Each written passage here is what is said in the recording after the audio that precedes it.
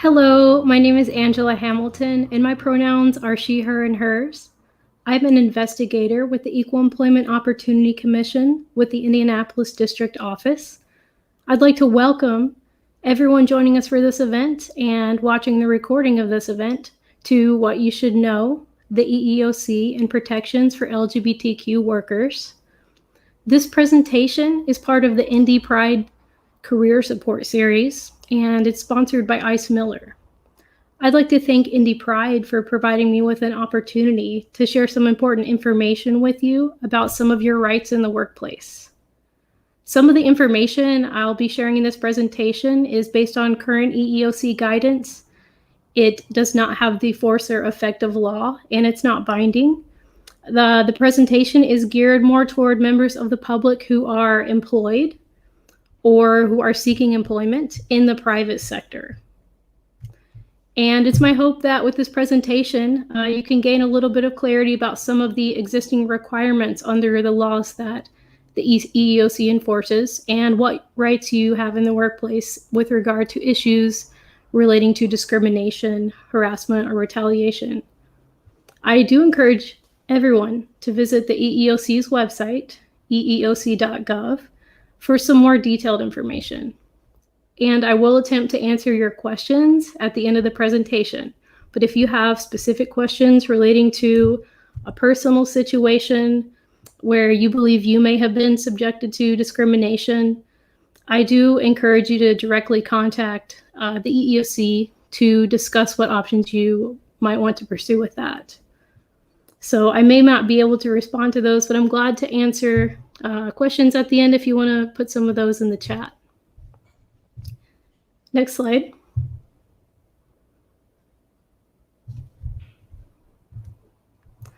The U.S. Equal Employment Opportunity Commission is the federal agency that's responsible for enforcing the federal laws that make it illegal to discriminate against a job applicant or an employee based on their membership in a protected class. We have a vision that I'm sure many of you share, respectful and inclusive workplaces with equal employment opportunity for all, and a very important mission to prevent and remedy unlawful employment discrimination and advance equal opportunity for all in the workplace. The laws that the EEOC enforces include Title VII of the Civil Rights Act, the Americans with Disabilities Act, the Age Discrimination in Employment Act, the Equal Pay Act, and the Genetic Information Non-Discrimination Act. In terms of who is covered by these laws, it would be applied to employers who have at least 15 employees, or specifically for age, it would be 20 employees. And the laws also apply to entities such as labor unions or employment agencies.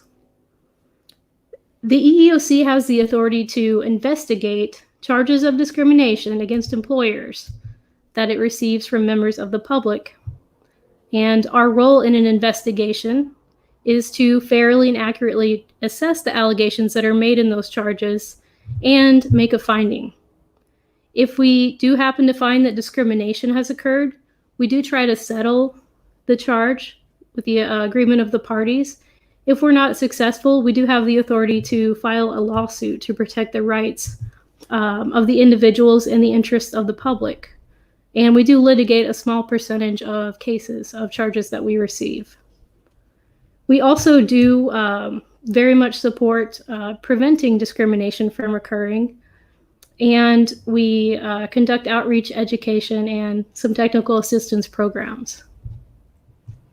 Next slide.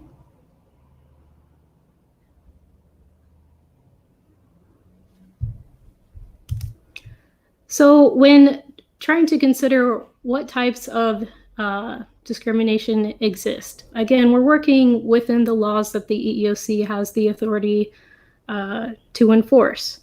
And so we have specific types of discrimination under those laws. They're often referred to as a basis. One of those bases, for example, sex discrimination, that would involve someone being treated unfairly because of their sex. It could also be related to sex because of their pregnancy, their gender identity, including transgender status, because of their sexual orientation. So those two could be related to sex.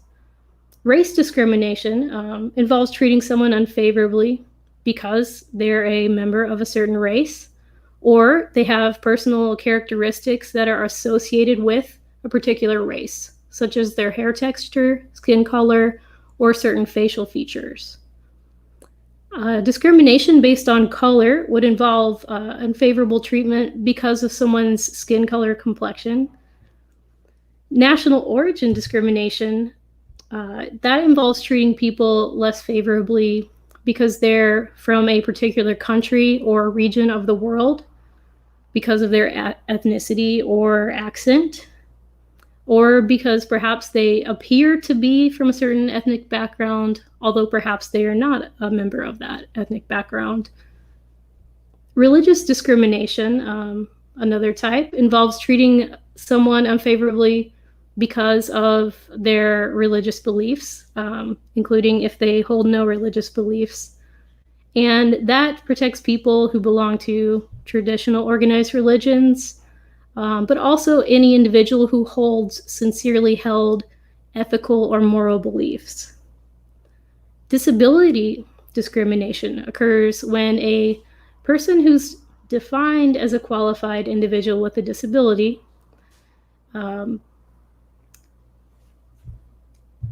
is treated unfavorably for any type of employment action. Could also be that they have a history of a disability or that they're regarded as having a disability. For age discrimination, the federal protections under the Age Discrimination Employment Act only apply to individuals who are over age 40. So there are not federal protections for individuals under age 40. However, some states may have laws that protect younger workers against age discrimination. Genetic information, that involves using an individual's genetic information to make some type of adverse employment decision or action, and or requiring that they provide their genetic information to help make a decision. A common example of that involves taking into account someone's family medical history. And of all of those categories, also being associated with, having a relationship with an individual who identifies with one of those particular bases, and the employer taking that into account, that can also be discrimination based on association. And retaliation is also another basis that can involve when an employer somehow punishes a job applicant or employee because they're asserting their rights under the statutes to be free from discrimination, such as harassment. So that is called a protected activity. And it can take some different forms. For example, someone making a request for accommodation for disability or a religious practice. Perhaps they have filed a complaint with the EEOC or made an internal complaint about discrimination. And this also protects individuals who are supporting an investigation or assisting in a complaint from discrimination, even if they're not the individual who made the initial complaint. Next slide. A little bit more about that sex discrimination, which is prohibited by Title VII of the Civil Rights Act of 1964. So the prohibition of discrimination against LGBTQ individuals is based in Title VII. And it specifically states in Title VII, discrimination is prohibited because of someone's sex. And this past year, there was a Supreme Court decision in Bostock, Clay County, in which the Supreme Court held that firing individuals because of their sexual orientation or transgender status violates Title VII's prohibition on discrimination because of sex. And the court reached that decision by focusing on the plain text, the plain language of Title VII, stating that discrimination based on sex is prohibited, and didn't adopt some of the other theories that may also be used for sex discrimination, like stereotyping or association. So in the words of the court, discrimination based on homosexuality or transgender status necessarily entails discrimination based on sex. The first cannot happen without the second. And so that is the basis of law that the EEOC uses to enforce Title VII of the Civil Rights Act and protect the rights of LGBTQ workers. Some examples of how that might play out in practice.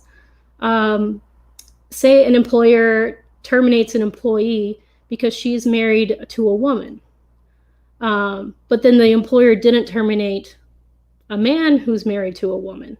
So that employer may be taking that action based on the individual's sex, and they wouldn't have taken that action had that employee who's married to a woman not been a woman. Another example, say an employee or an employer terminates an employee because they identified as male at birth, but as an employee, they use female pronouns and identify as female. So perhaps the employers, if they're taking that action because of the individual's sex, they're taking into account the sex the person identified as at birth. And so they may be violating Title VII sex discrimination. Next slide.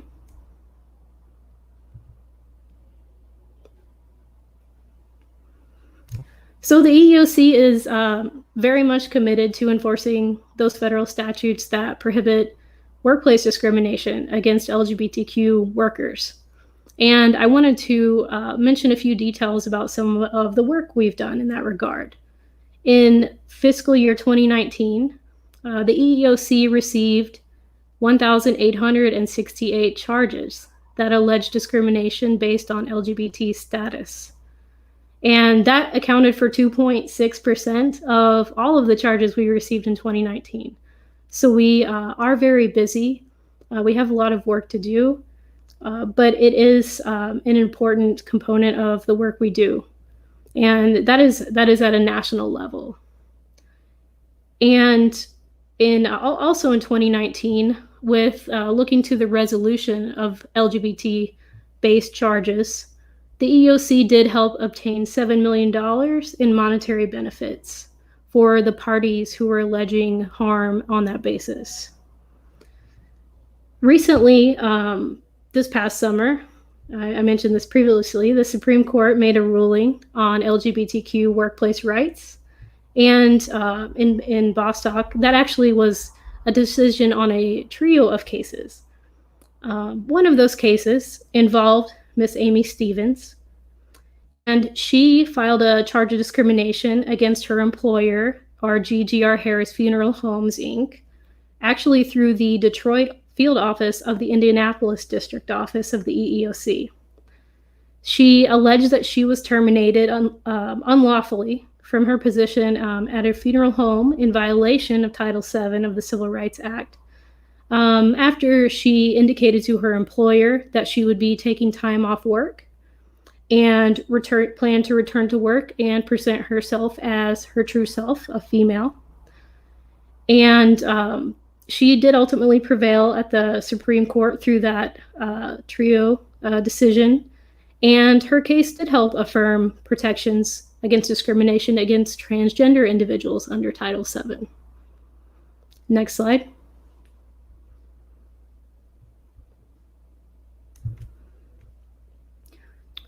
So we talked a little bit about the types of discrimination, what a basis for discrimination could look like, to what situations might that apply, or what types of adverse actions could happen in a workplace. It can be very complex. Here's a list of just some of the ones to highlight. Of course, again, always hoping to prevent that negative action happens to someone at work. But often individuals would be alleging that they faced hiring, firing, denied a promotion, subjected to harassment, denied training, paid unequal wages, didn't receive the same terms and conditions or benefits of employment as other individuals.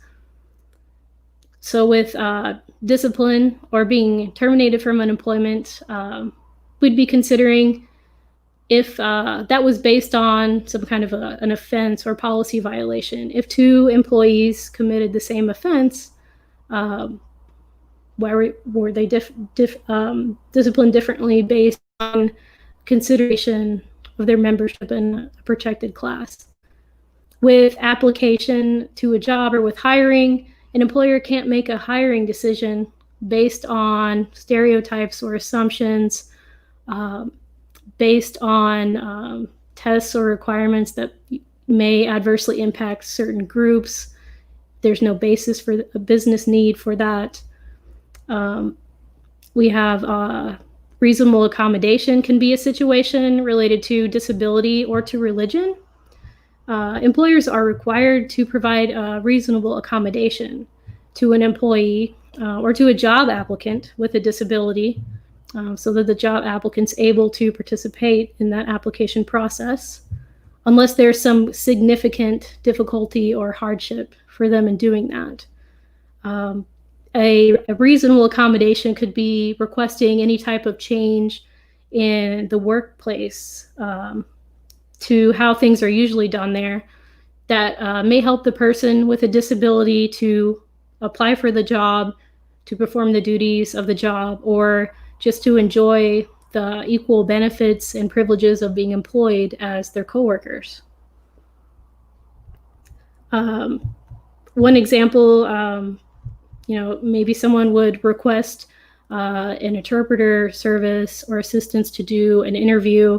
Perhaps they need access to a building and would need a wheelchair ramp to attend an interview or make sure they're able to go to work. Those are some examples of accommodations. Next slide.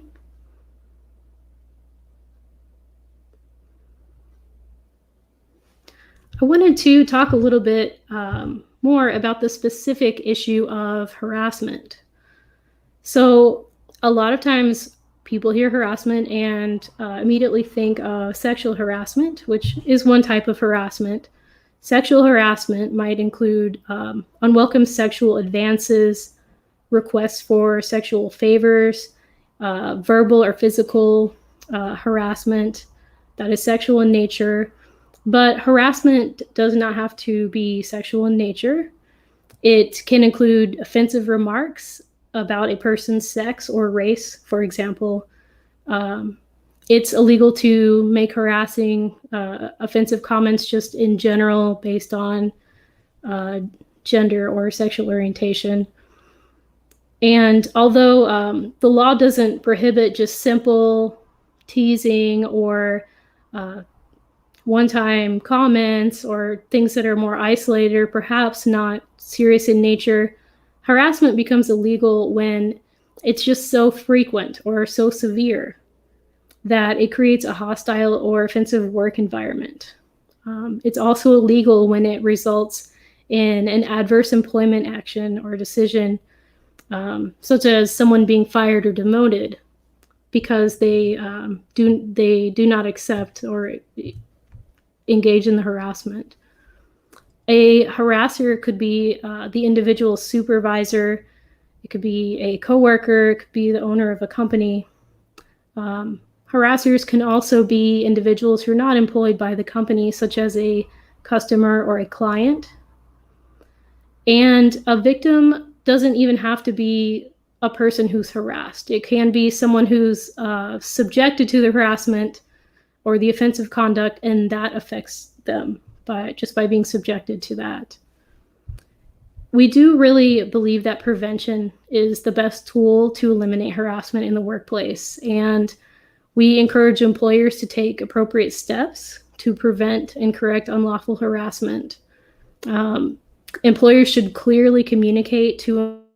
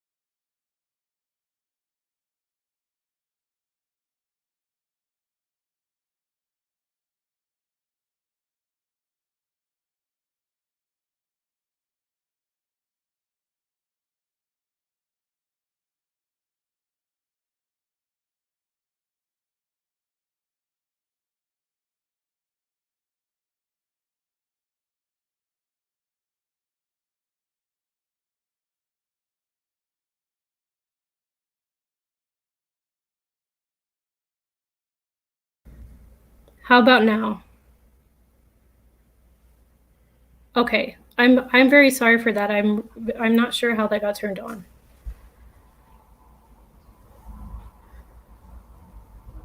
All right, apologies for that issue there with the audio. I'm not quite sure where I dropped off, but again, we believe that prevention is the best tool for eliminating harassment in the workplace, and we encourage employers to take appropriate steps to prevent and correct harassment in their workplace. Employers should be clearly communicating to employees that unwelcome harassing conduct will not be tolerated.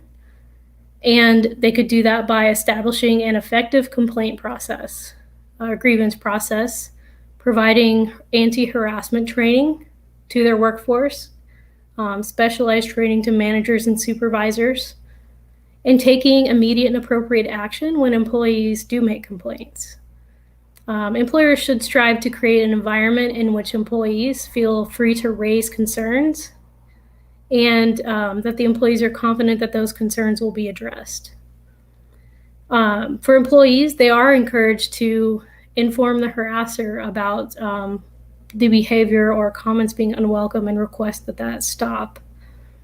And we also do encourage employees to report harassment to their employer at an early point so that prevents the harassment from escalating.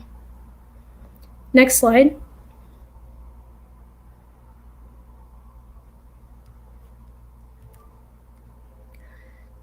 So as I've discussed these different topics, perhaps something came to mind or clicked that you feel that you have a concern that you've been discriminated against.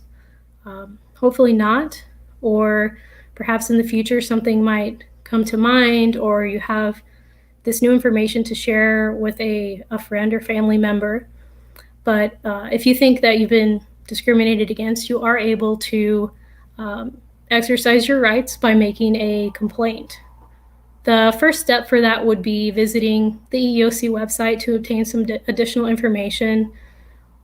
You can make an appointment through our online portal for an interview, and you can discuss your concerns with an investigator. That would be the first step in the process. The anti-discrimination laws give you a limited amount of time to file a charge of discrimination. So you want to take action on that as soon as you're feeling that that's what you'd like to do. But you would need to file a charge within 180 calendar days of an action.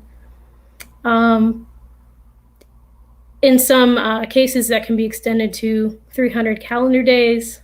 But just in general, keep in mind that you're kind of on a timeline there. The clock is ticking for that.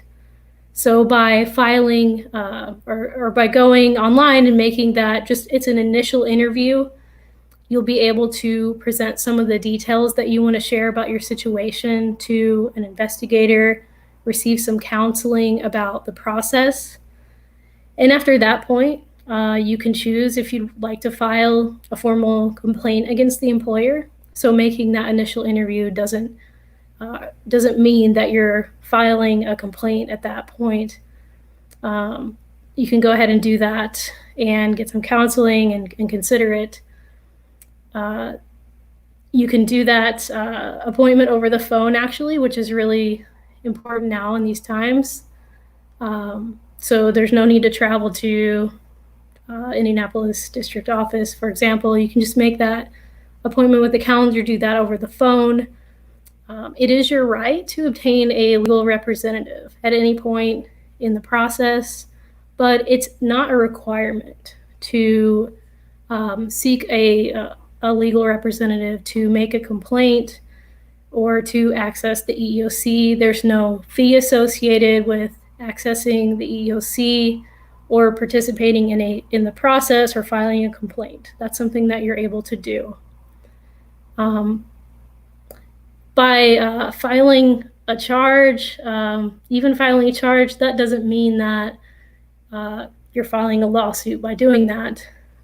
So I think it's really important and helpful to just ask questions at an initial interview or go online and try to understand how that process works. I think the contact information's up. If anyone has some questions, I'm glad to attempt to answer those. I see there's a question about the numbers that were presented toward the beginning with the amounts that I'd indicated. And sorry if that wasn't more clear, but those were national numbers at a federal level. The number of complaints I indicated that were received and the $7 million. That information is publicly available on the EEOC website. We have a breakdown of some statistics, and it's directly from there. So that $7 million is at a federal level.